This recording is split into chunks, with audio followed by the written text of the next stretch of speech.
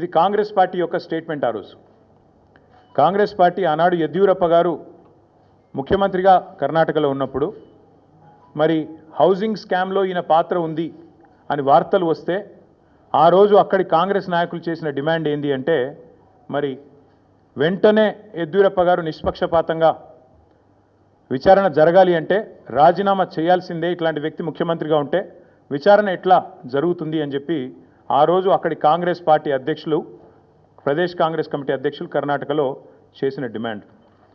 చాలా వాళ్ళు చెప్పిన మాట. The Karnataka Congress on Thursday demanded that Karnataka Chief Minister B.S. Yediyurappa either resign or be sacked to ensure a fair investigation against him in 2019 corruption case. ఇది కర్ణాటక కాంగ్రెస్ మాట, నా మాట కాదు.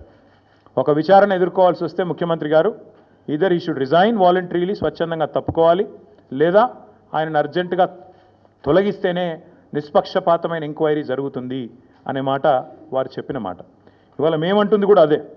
4 కోట్ల ప్రజల ముందు ఇవాళ ఆ ప్రజలకు నాయకత్వం వహించే నాయకుడిగా అక్కడ కూర్చున్న వ్యక్తికి తప్పకుండా నిజాయితీ ఉంటే, నైతికత ఉంటే వెంటనే అయితే రేవంత్ రెడ్డి గారు స్వచ్ఛందంగా తప్పుకోవాలి, లేదా కాంగ్రెస్ పార్టీ పెద్దలు స్పందించి తప్పకుండా వెంటనే వారిని రాజీనామా చేయించి నిష్పక్షపాతంగా విచారణ జరగడానికి సహకరించాలని మేము డిమాండ్ చేస్తూ ఉన్నాం.